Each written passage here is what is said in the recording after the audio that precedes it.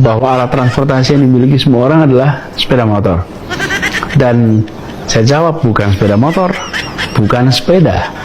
Alat transportasi yang dimiliki oleh hampir semua orang adalah kaki. Dan apa transportasi publik masyarakat Jakarta yang paling banyak dipakai?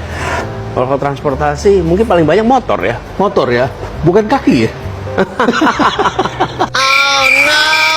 Kenapa ayam kalau berkokok matanya ditutup? Tahu jawabnya? Karena ayam sudah hafal facts-nya.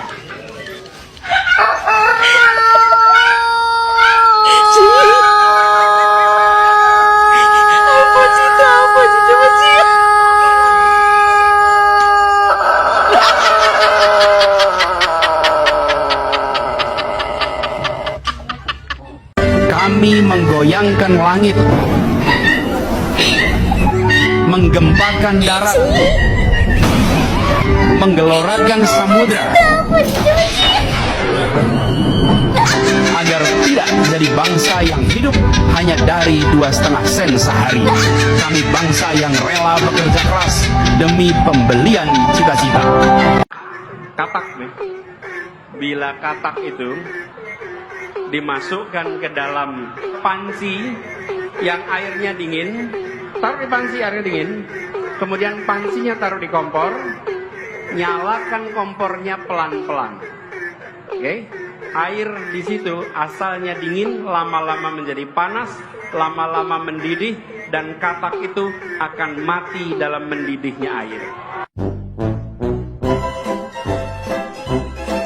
Namanya aja Kali Item.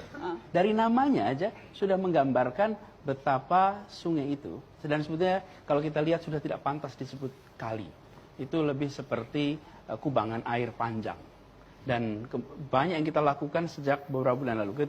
Salah satu hal paling banyak kita kerjakan selama ini adalah memastikan ada penurunan bau di tempat itu. Air hujan ini rahmah dari Allah, dari Tuhan. Rahmah yang diturunkan untuk dimasukkan ke bumi, bukan sesegera mungkin dikirim ke laut. Bumi kita tidak diresapi oleh air. Karena itu yang kita lakukan adalah memperbanyak sumur-sumur resapan di tiap kampung, di tiap rumah, di tiap jalan. Semua sumur resapan dari mulai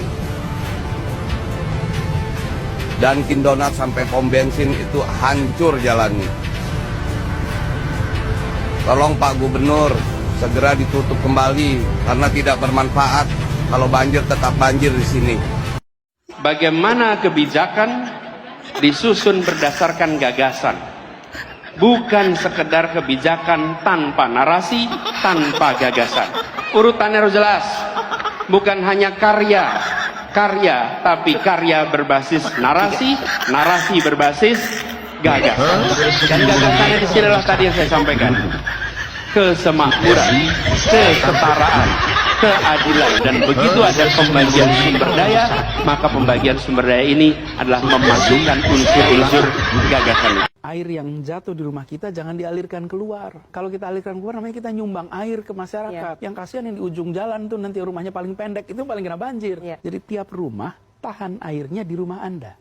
Zero run off, nggak dikeluarin. Dengan cara apa? Bangun di situ sumur resapan. Sehingga air hujan yang jatuh ke atap itu tidak dialirkan lewat talang keluar, tapi alirkanlah ke lahan Anda sendiri.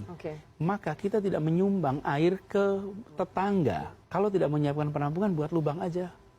Itu yang kita biasa menyebut vertical drainage. Air itu ditampung sehingga tidak mengalir. Simple. Cek yuk rumah kita. Luapan air sungai sehingga parkirnya di dalam taman.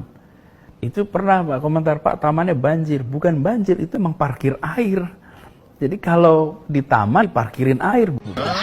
Ya memang begitu. Nanti ketika musim kering, air sungainya turun, maka tamannya turun. Jadi polusi udara tak punya KTP, angin tak ada KTP-nya, angin itu bergerak dari sana sini. Ketika polutan yang muncul dari pembangkit listrik tenaga uap mengalir ke Jakarta, maka Jakarta punya indikator, karena itu Jakarta mengatakan ada polusi udara. Ketika anginnya bergerak ke arah Lampung, ke arah Sumatera, ke arah Laut Jawa, di sana tidak ada alat monitor, maka tidak muncul. Dan Jakarta pada saat itu bersih. Kalau problemnya dari dalam kota saja, maka konsisten tiap waktu. Ya, kita punya masalah polusi.